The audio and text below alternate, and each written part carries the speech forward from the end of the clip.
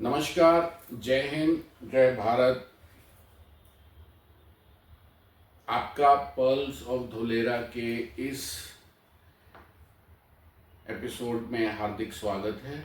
आशा है कि आप अपनी अपनी जगह सकुशल होंगे। नववर्ष की आप सबको हार्दिक शुभकामनाएं।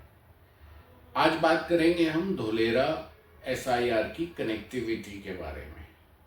धोलेरा एसआईआर की जो कनेक्टिविटी है वो 360 डिग्री की कनेक्टिविटी है। 360 डिग्री का मतलब ये हुआ कि यहाँ पे हमको रोड से कनेक्टिविटी मिलेगी, रेल से कनेक्टिविटी मिलेगी, हवाई जहाज से कनेक्टिविटी मिलेगी और सी यानी कि समुद्र से भी कनेक्टिविटी मिलेगी, पानी से कनेक्टिविटी मिलेगी। अब बात करते हैं सबसे पहले सड़क की कनेक्टिविटी की।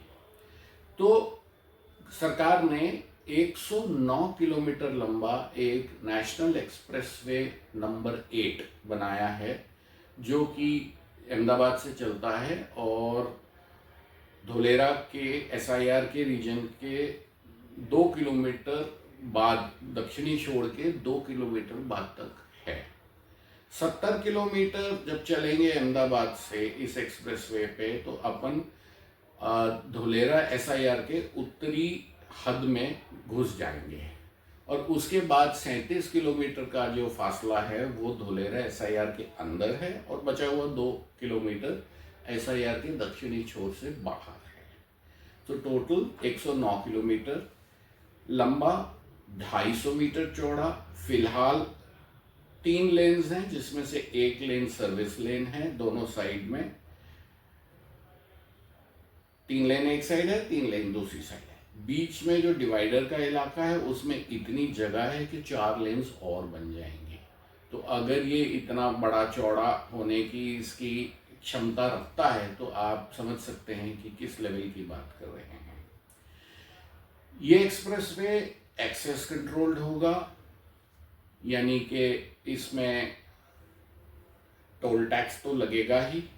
इसमें 2 व्हीलर्स, 3 व्हीलर्स, ट्रैक्टर्स, साइकिलिस्ट, बैलगाड़ी, ये सब अलाउड नहीं होगी। इसकी स्पीड लिमिट 120 किलोमीटर प्रति घंटा है कार के लिए और अकॉर्डिंगली हेवियर व्हीकल्स के लिए कम है।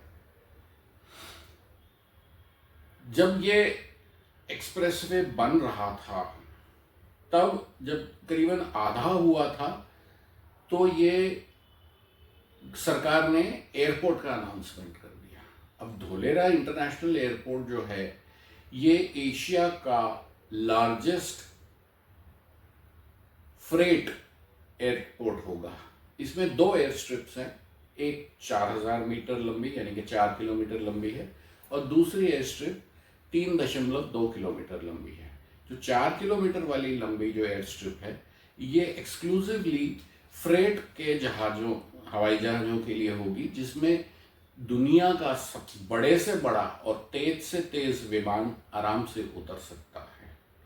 इसकी एक कैटेगरी है, उसकी बात नहीं करेंगे। अब आते हैं जो दूसरे जो छोटी 3.2 किलोमीटर की लंबी जो स्ट्रिप है वो है पैसेंजर एयरक्राफ्ट के लिए। फिलहाल फोकस सरकार का है जो आपके जो 3.4 किलोमीटर वाली स्ट्रिप पे जो मालवाहक जहाज़ों के लिए तैयार करी जा रही है उस पे फोकस है, बिकॉज इंडस्ट्री को सबसे पहले चाहिए कनेक्टिविटी इसके हवाई जहाज के थ्रू भी। ठीक है, और ये करीबन 2027 में ये जो है जो अपना फ्रेट वाला है ये तैयार हो जाएगा।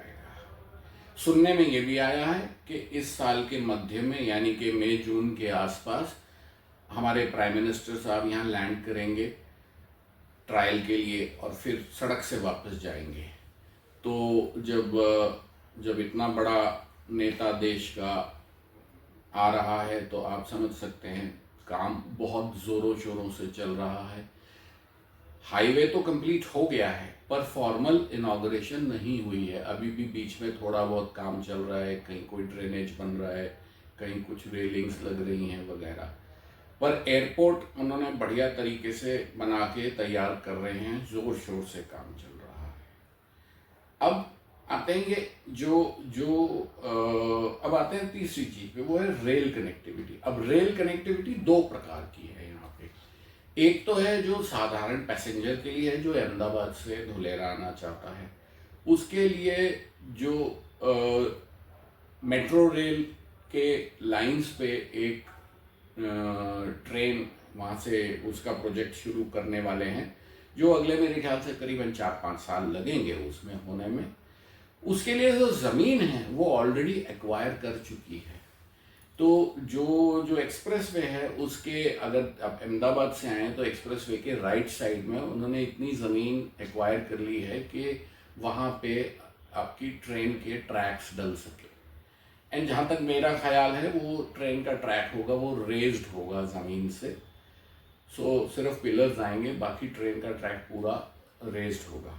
और ये जो ट्रेन का ट्रैक है ये आगे जाके उसमें 2 स्पर लाइंस निकलेंगी, यानी कि 2 छोटी लाइन निकलेंगी, छोटी मतलब लाइंस निकलेंगी छोटे डिस्टेंस की, जो 20 किलोमीटर एक तरफ दोनों तरफ जाएंगी। तो 20 किलोमीटर एक तरफ तो वो लोथल के म्यूजियम में जाएंगी, नेशनल हेरिटेज मैरीटाइम कॉम्प्लेक्स जो बन रहा है, और दूसरा जो है वो जाएगा एयरपोर्ट की तरफ।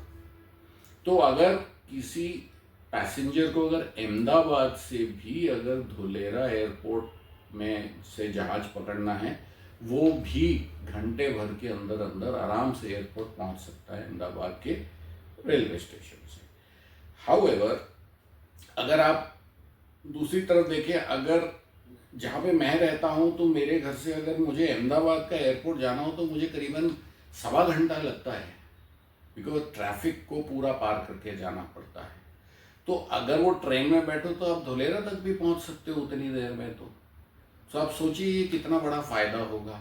और अभी कॉमनवेल्थ गेम्स जो आ रहे हैं वो आ रहे हैं, तो ऑब्वियसली ये सारा कुछ जो है ये बिल्कुल एक्टिवेट हो जाएगा, सब कुछ फटाफट तैयार होके चालू हो जाएगा। तो ये तो थी ट्रेन की बात। अभी ट्रेन की बात और भी है, जो एसआईआर के अंदर का इलाका है, जो 920 स्क्वायर किलोमीटर का इलाका है, उसको भी वो कनेक्ट करेंगे, बट वो ये वाली ट्रेन नहीं करेगी। ये वाली ट्रेन तो ये भी वहाँ तक ही जाएगी अलॉन्ग द हाईवे, 109 किलोमीटर लंबी। पर जो अंदर की ट्रेनें हैं वो सुनने में आया है कि वो मोनोरेल्स या उस टाइप की बनेंगी, जो अंदर जो धुलेरा के जो एरियाज है एसआईआर के अंदर वाले वो कवर करेंगे। अब ट्रेन के जो दूसरा पक्ष है, दूसरा है जो अपना फ्रेट के लिए इन्होंने जो धुलेरा के एसआईआर के अंदर एक लॉजिस्टिक्स हब है, वहां से इसको भीमनाथ करके एक रेलवे स्टेशन है वहां तक कनेक्ट किया है, जो कि आगे जो मेन आपकी जो दिल्ली मुंबई इंडस्ट्रियल कॉरिडोर की जो नेशनल फ्रेट लाइन है, जिसमें केवल और केवल गुड्स ट्रेन चला करती हैं, लंबी वाली, जैसे आपने सुना होगा पाइथन के नाम से, जो 1-1 किलोमीटर लंबी ट्रेन होती है, वो उसके साथ कनेक्ट हो जाएगा। तो ये भी एक बहुत फ़ायदेमंद चीज़ है। सो ट्रेन के 2 मोड्स हो गए, पैसेंजर्स के लिए हो गया, फ्रेट के लिए हो गया, हवाई जहाज की बात कर ली। अब आते हैं, अपन बात करते हैं ये शिप्स के बारे में। अभी 1600 किलोमीटर की लंबी कोस्ट लाइन है गुजरात के पास। मेरे ख्याल से ये किसी भी स्टेट के लिए सबसे एक लंबी कोस्टल एरिया होगा। 21% जो ट्रैफिक है, ट्रैफिक मतलब जो माल की आवाजाही है इंडिया में, इंडिया से और इंडिया से बाहर, वो सारी गुजरात के पोर्ट्स हैंडल करते हैं। सो उनको मद्देनजर रखते हुए यहाँ पे कुछ बड़े बड़े पोर्ट्स हैं, जैसे मुंद्रा हो गया, कांडला हो गया, पिपावाव हो गया। ये जो मैं पोर्ट्स का नाम ले रहा हूँ, ये पोर्ट्स सिर्फ 300-400 किलोमीटर के अंदर के दायरे में हैं। और जहाँ तक माल के आने जाने की बात होती है, तो पोर्ट्स के लिए, किसी भी फैक्ट्री के लिए 300-400 किलोमीटर पोर्ट से होना बहुत ज़्यादा डिस्टेंस माना नहीं जाता है। सो रॉ मटेरियल आना या आपको इतना सामान एक्सपोर्ट करना हो, उसके लिए ये बहुत फ़ायदेमंद चीज़ है। सो अभी आपने दोस्तों हवाई जहाज़ की बात कर ली, ट्रेन्स की बात कर ली, दोनों टाइप की, सड़क की बात कर ली, और हमने पोर्ट्स की बात कर ली। मैं आपको बता दूं कि करीबन 42 पोर्ट हैं इस 1600 किलोमीटर की कोस्ट लाइन में गुजरात की। तो ये एक बहुत ही बढ़िया बात है। एंड आज के एपिसोड में दोस्तों इतना ही। आप मुझे फॉलो करते रहिए। पसंद आए तो लाइक कीजिए, नहीं पसंद आए कमेंट करिए कि मैं आपको कैसे ज़्यादा बेहतर आपको जो है इसके बारे में अपना तरीका है, या आपको जो चाहते हैं कि आप मैं उसके बारे में बताऊं, उसके बारे में मुझे भी कुछ इंसाइट्स मिलेंगी तो I will be grateful. Thank you दोस्तों, धन्यवाद। जय हिंद, जय भारत।